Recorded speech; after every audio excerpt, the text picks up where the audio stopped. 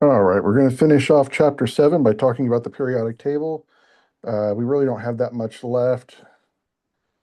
So let's just start with trends. So you really want to focus on learning these trends in the periodic table. We'll talk a little bit about why these trends exist, but you now know enough about electronic structure to start to grasp.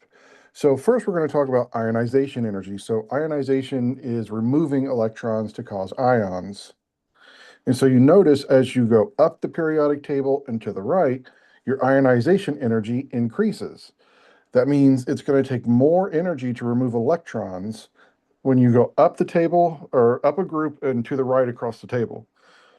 So it's like you go over to fluorine and chlorine, very hard to remove electrons. In fact, you remember when those form ions, those actually will take electrons to form ions, and they will take on now that you know configurations, they will take on when they form fluoride and chloride, they'll take on the uh, electron configuration of the noble gas that's right next to them. So here's a generalized chemical equation that gives you an idea of what ionization means. Now, when you see that little H nu, I put that in there. So that's completely right for some situations because H nu, of course, you remember, is the energy of a photon. So some ionization is caused by photons hitting a material. Uh, but really, you want to think of that as energy being injected into the system to remove an electron from the atom. So you notice that when you look at ionization energies, you notice that some elements have multiple ionization energies, and that's to account for the electrons in their structure. And so we have so you can talk about these in terms of like IE1 is your first ionization energy, second ionization energy, so on and so forth. And so really what they are is each ionization energy is just removing the next electron from the atom.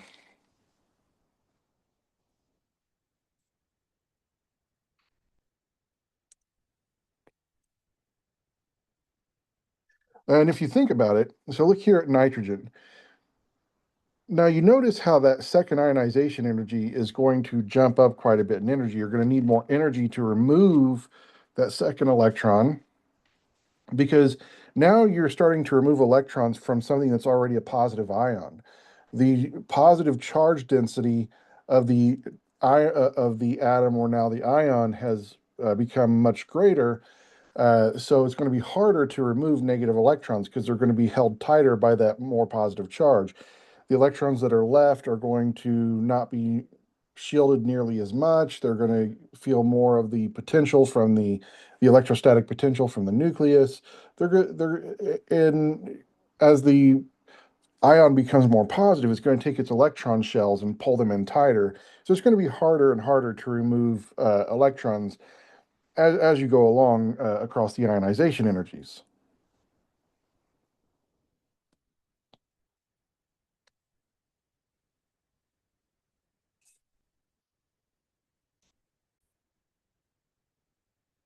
You can start to understand why ionization energies are smaller.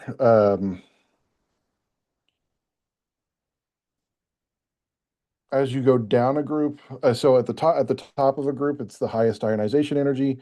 But if you look here, you see oxygen and selenium, they're in the same group. And what happens here? So for oxygen, it's good. They both have a P4 uh,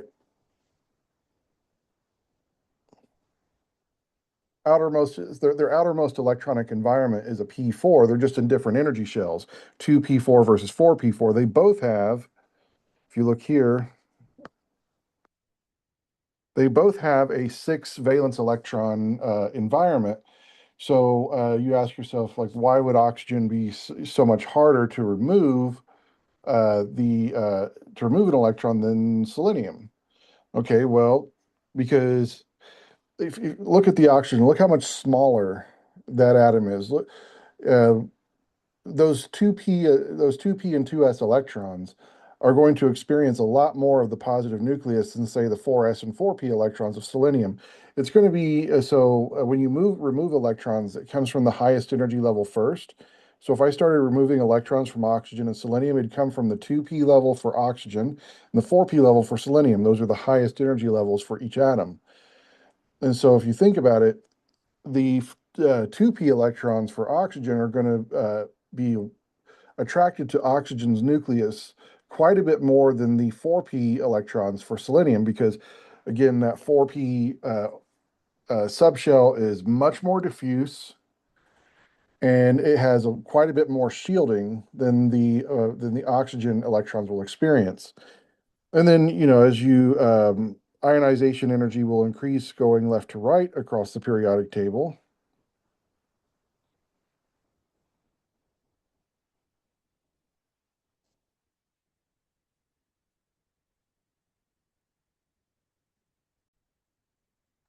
And so if you think about it, if you go right across a period, your electrons are being added to the same energy shell. So it's like if you go across row two, they're first added to 2s and then to 2p, so n equals 2. And when you have electrons within the same shell, they don't shield each other as much from the nucleus. So you have less shielding, but you have more protons in the nucleus. So as you go further right across the period, those nuclei are going to hold on to their electrons quite a bit tighter. You can also see some structural effects. There's this graph here. Let's see. It's showing what is happening as you go across periods from left to right. Um, and if you, so let's just kind of look here as we go. We're going to start with beryllium, which is right there, and go across to oxygen, which is right there. And you see some of these weird dips. So if you think beryllium, it has a nice filled 2s subshell. So that 2s subshell is stable. The ionization energy for boron is going to be a little less than beryllium, even though boron has an extra proton in the nucleus, because now you have to put an electron into that 2p level. There's only one electron there. So it is at a higher energy and it has nothing to stabilize it. So the ionization of boron is easier than beryllium. But then as you go across from carbon to nitrogen, you start building up that 2p level until you end up at nitrogen, where you have that maximum spin multiplicity, where you think of Hund's rule, your 2p3, you have a single electron in each one of the p orbitals, and they're all spinning the same direction. So remember we talked about you get that quantum stabilization, which is going to send the ionization of energy of nitrogen way up. So the more you start to fill up that subshell until you get to the maximum spin nitrogen, the ionization energy goes up, but then you see it drops again when you go to oxygen, because now when you add that fourth electron to the 2p shell, you've broken the symmetry that you had from the electron arrangement in the nitrogen 2p subshell.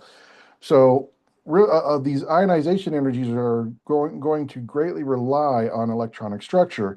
And then, of course, again, you see as you go across up to that period, up to neon, you see your noble gases have the highest ionization energy. It's very hard to remove electrons from noble gases. But that's because at that point, you get a completely filled energy shell. And so once your energy cell is completely filled up, it's very stable. So that's why those noble gases are very high for ionization energy. The next trend we want to look at is electron affinity. And so really that's going to be an energy change when an atom takes an electron. So now you're kind of looking at your fluorine, your chlorine, your bromine, your oxygen will become oxide. So and you notice that chlorine has the highest electron affinity on the periodic table. A lot of time you're going to see electron affinities as negative numbers. You need to think of this as an exothermic process. So an atom takes an electron, and the what do you want to say, larger? The larger the value, the negative value you get, the more likely that atom is to take on an electron to form a negative ion. And so you're looking at this in terms of exothermic reactions. So if you see chlorine is very exothermic, means it very much wants to become a negative ion. With fluorine in a close second. But go look at nitrogen. You have a slightly greater than zero. So that almost requires energy to put an electron there. And again, this can all be looked at through the lens of electronic structure. So I don't know, let's see, what if we make carbon, a negative ion. So we have carbon.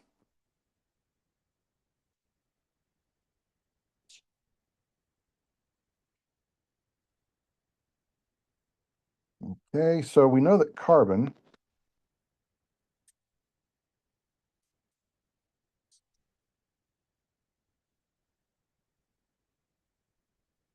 has helium 2s22p2 as its electronic structure. The electron affinity for carbon, so negative 122 kilojoules per mole. Okay, now what happens when we make this a negative carbon? Well, so let's look here. We have 2s, 2p. We're going to do the valence box diagram. There's your carbon. So an electron is going to come in and come right in here, and you're going to get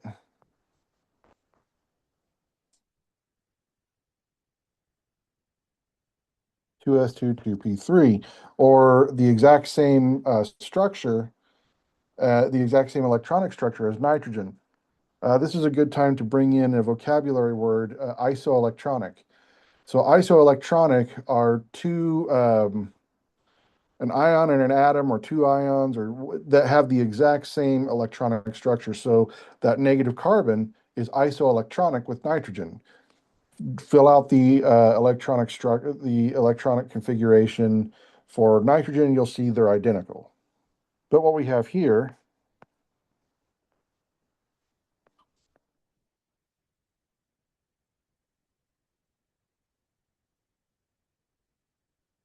you see adding that extra electron gets us this nice maximized spin 2p level. So we followed Hund's rule, and now we have three electrons in there all spinning in the same direction. So again, we get that quantum stabilization once we reach this configuration versus, let's look at what happens with nitrogen.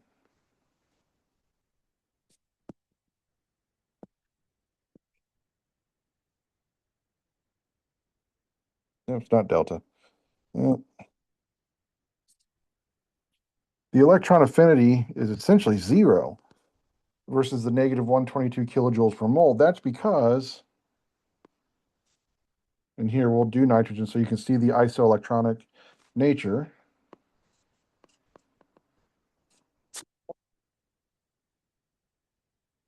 You see how that's identical to the negative carbon? That's what isoelectronic means.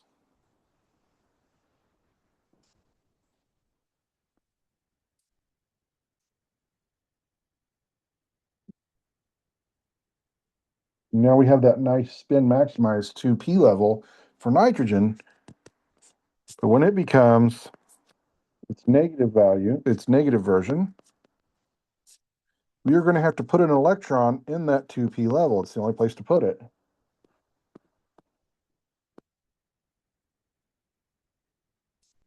Do Hund's rule, then come back and put in the fourth electron, which now that we're forcing electron pairing, we're breaking the spin symmetry of that 2p level. And so forcing the nitrogen to do that is going to be it's going to be barely exothermic at all. It almost requires energy to put in to break that symmetry. So the nitrogen really does not want to do that nearly as much as the carbon does. But it's like, why is chlorine, for example, the most have the highest electron affinity on the periodic table? Because let's look at what happens. So we'll go chlorine. neon 3s2 3p5 goes to the negative version, 3s2 3p6.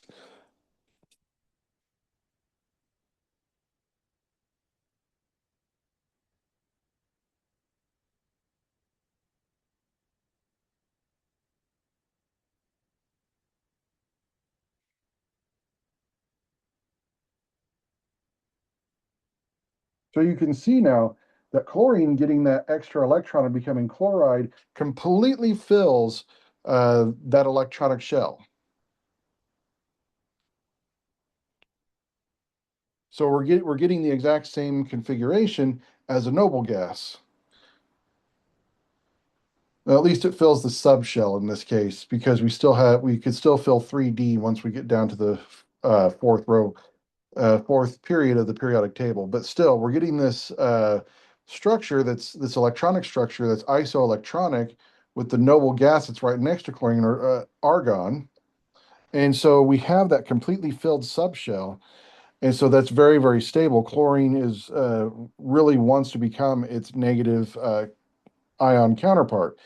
But it's like, why, for example, does chlorine have a higher electron affinity than fluorine? Okay, well, because chlorine is in a nice little quantum mechanical sweet zone. Uh, it's um, it's bigger. It's a bigger atom than fluorine. It goes out to the 3p subshell versus the 2p subshell. So you can imagine that 2p subshell around fluorine is also going to, really want um, a, an electron to become its negative version. But when you're shoving another electron into that 2p subshell, and that subshell being quite a bit smaller, you're going to get more electron repulsion in that subshell. The electrons will be much closer together versus the chlorine, the 3p subshell, more diffuse. The electrons have more room to move around and to fill into that subshell. And so just the fact that chlorine has more room to pack electrons in makes it want to actually become its negative counterpart more than the fluorine. Electronegativity is a little bit different. And so again, you see electronegativity increases up and to the right across the periodic table. And so here and then on the right, you see the electronegativity values for different atoms. This time you see fluorine is actually the most electronegative element on the periodic table. But this, instead of becoming an ion, this has to do with atoms in a chemical bond, so sharing electrons. And so how greatly will an atom pull electrons towards itself in a chemical bond? And so fluorine is going to be the most electronegative element. And you think, okay, well, this time being smaller and having a highly positive charge density in the nucleus is going to actually make the fluorine more electronegative. And so you have less, you have a smaller atom, you have less shielding of outer electrons, and then you have this positive charge density on the fluorine. And so when it gets into a chemical bond with another element, it's going to start pulling all kinds of electrons towards itself. Let's see. Then we have atomic radius. This one's going to reverse. You notice that atomic radius increases as you go left and down the periodic table. And so again, do some of these electron configurations. You'll notice that yes, the radius of your uh, element is going to get bigger and bigger and bigger as you add more and more and more electrons in diffuse shells. But also, if you think the further right you go on the periodic table, the more protons you have. So the more protons you have, the more positive charge you have. It's going to pull those electron shells in tighter because the electrons will feel more positive electric energy. Versus your elements on the far left, where you have fewer electrons, fewer protons, so they're pulling on those electrons not quite as hard, and so then those electron shells balloon up. So uh, a lot of these trends can really be explained by what's happening in the quantum mechanics of the atom, what's happening between the electrons and the protons and in that environment. And then we kind of want to end by discussing properties of a group. So we kind of talked about this, but you want to make sure you realize that elements in a group are going to are going to display very similar chemical properties, and it has to do with the similar natures of their valence electron environments. Now that you've done electron configurations, you can see that. So if we look here at boron, aluminum, and gallium, these are three elements down the boron column. And you can see that three electron valence environment, 2s2p, 3s3p, 4s4p. So they're going to have almost identical valence electron environments, just at different energy levels.